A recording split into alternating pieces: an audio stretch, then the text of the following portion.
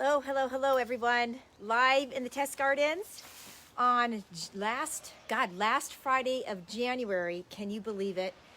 January 29th today. And here I am sitting in the sun, which is sort of a miracle because in Northern California, all week long, it has been pouring torrential rain all week long.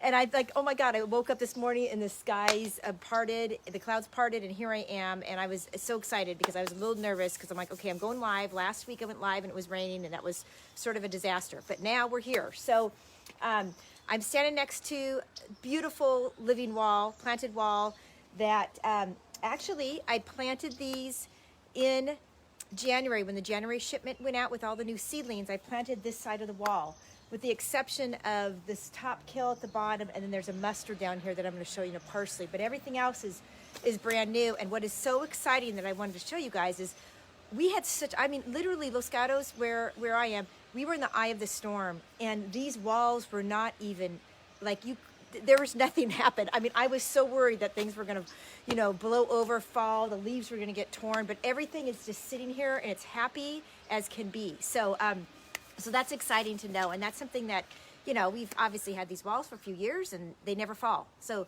I literally had a tent go flying in the air and everything falling over, and the wall just kept standing there. So it's a wonderful thing.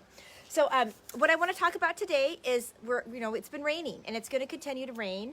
And we're going to get these weird extremes of cold, and like right now I'm actually sort of hot, which I wasn't expecting in the sun. So I want to talk a little bit about just kind of pests and what we got to be on the lookout for with pests when it's so rainy like this, and how to think about it, how to think about watering. If you're in extreme temperatures, I have some exciting news. We have a customer in Incline Village in Tahoe, Lake Tahoe.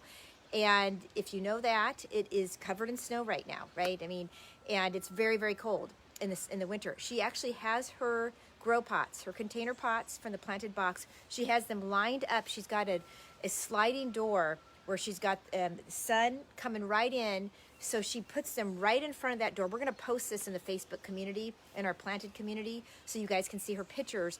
But I think it's getting the reflection off the sun as well. It's very warm in that spot. And she has not used a grow light or anything. These things are growing and they're happy. Her bok choy, her arugula, everything is just taking off. And she's like, I don't need a grow light. She bought a grow light. She's got it on her succulents. She doesn't have it on her food. And that's because of that location where she's got it, which is a great news. But chances are, if you are in a really cold environment, you should have that inside with a grow light.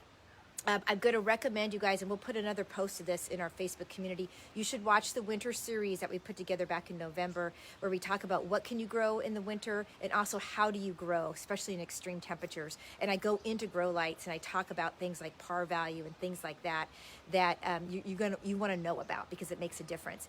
I do have something exciting. I am testing right now one of our walls indoors with grow lights because we want to actually make that, we want to be able to provide that to our customers. And so we're testing, like we do everything. We're testing before we start selling you guys something directly. But it's amazing because the progress I'm having on those plants in just a week's time frame is amazing because it's getting like 10, 12 hours of that grow light.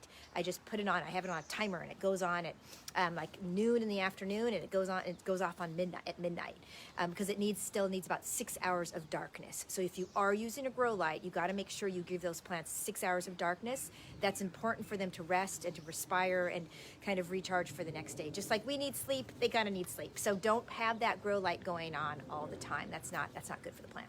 Okay, let's get into pests. So what do you need to worry about when it's raining all the time in terms of pests and disease? 3 things: fungus gnats, powdery mildew, and then potentially mold, which actually it's not a bad thing to have mold. So let's talk about fungus gnats. I did talk about it last week a little bit, or 2 weeks ago, but I have to tell you, I'm very excited. A customer in Flagstaff, Arizona, she has had a lot of fungus gnat issues, lots of issues. She said they really liked her bok choy. When she saw our live, when we talked about the mosquito bits we sent you guys, she tried that. She's like, oh my God, they went away like almost immediately, and they have not come back it's been 2 weeks now, they have not come back. And she's like, I battled fungus gnats for so long, so she's so excited. So let me talk about it. And we sent you guys a little Ziploc of fungus gnats. I'm sorry, not fungus gnats, mosquito bits for your fungus gnats. Now, if you have the planted wall, we actually give you a special amendment pack and you have a whole year's supply of mosquito bits. And the reason why is for the planted wall customers. In the summer, when there's mosquitoes and issues, you want to be putting it in your water basin because mosquitoes bits, that bacterium, it's organic, it's all organic.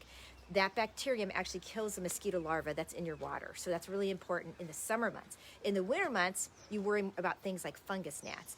And here's the thing with fungus gnats. These are those white flies that you kind of see when you kind of hit your leaves. You see flies fly up. And unfortunately, I don't have a fungus gnat issue, so I can't show you.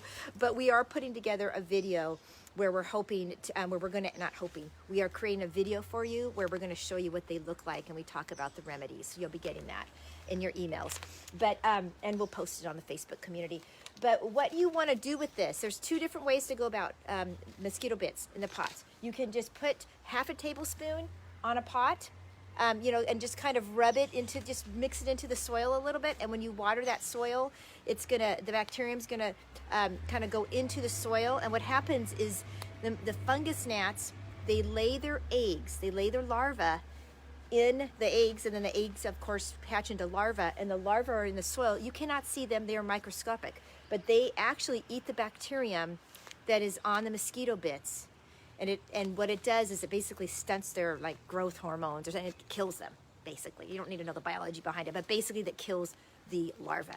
So why mosquito bits are so, fungus gnats are so frustrating for people is you see them and you think you're getting rid of them on the outside, but you don't know the larva's in the soil.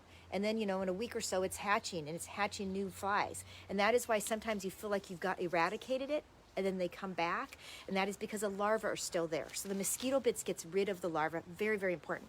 Another thing you can do is you can mix the mosquito bits with water. Just, you know, mix it in with water and then pour the water into the pot, and that also will dissolve. With the planted wall, you just put it in your basin, and then that water flows into the pots, and so it kind of happens automatically. I would say if you have the wall and you have a big problem, I would take that pot off the wall and I'd mix it directly into the soil so you can get right into the issue. Okay, so that's that. That's fungus gnats, which is probably your biggest issue right now. Powdery mildew is another thing that is an issue. And it's so funny, I really do have very healthy plants because I don't have powdery mildew to show you right now. But that is when you get kind of a white film on the top of the leaf. It just kind of looks almost like a little bit of a mold, but it's a white film.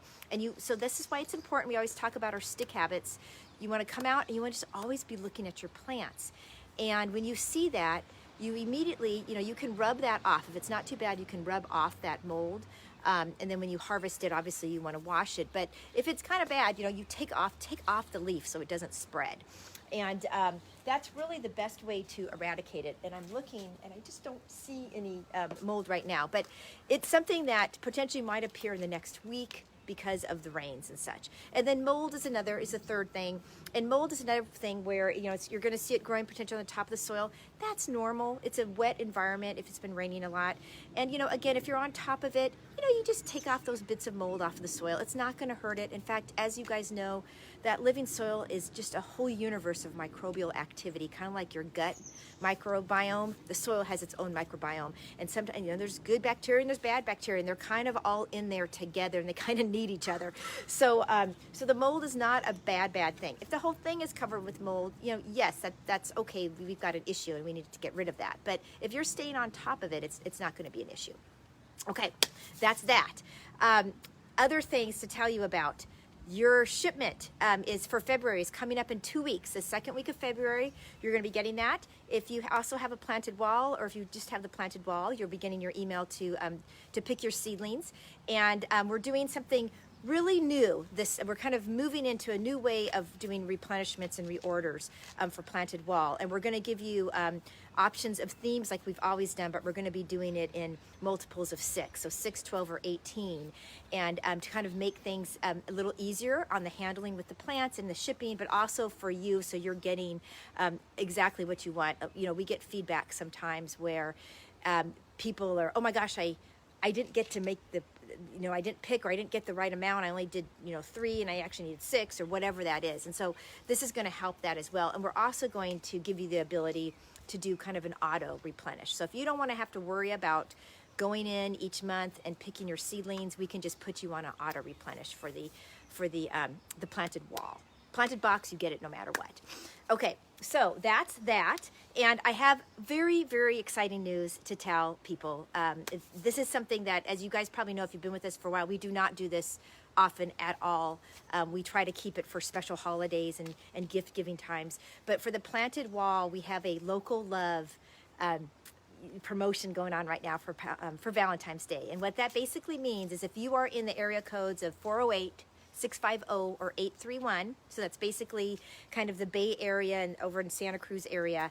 If you are in those area codes, we are going to be with the planted wall for the next 2 weeks. We're going to be doing free local delivery, free setup, and custom kind of a consultation with you. And that's something we don't do. We don't ever really have time to do that, and we really are kind of staffing specifically for that because we want people to really get ready for spring.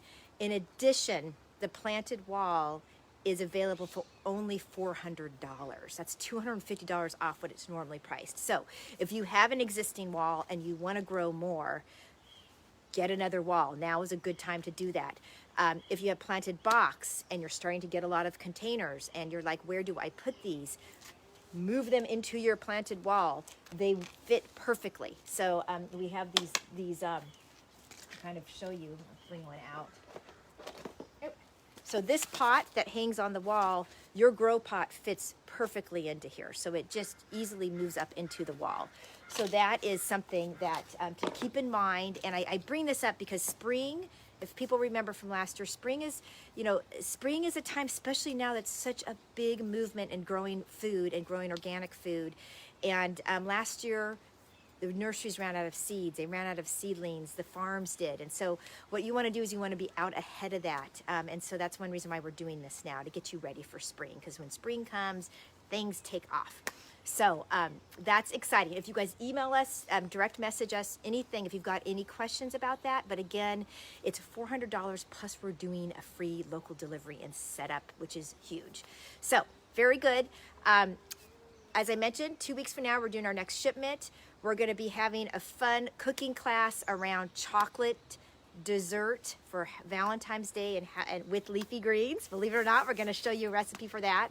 And we're making those cooking classes really short now. So it's going to be probably like a 15-30 minute quick tutorial on how to make that recipe, because we know everybody's short on time and such. And then we also have our yoga classes as well. So make sure to read your emails, because that's where we give you the replays and the links. Okay? Thanks, everybody. Have a great weekend. I think it's going to rain some more tomorrow. Enjoy your day. Get out into it, because it's a nice day today if you're up in the Bay Area. Okay. Bye-bye.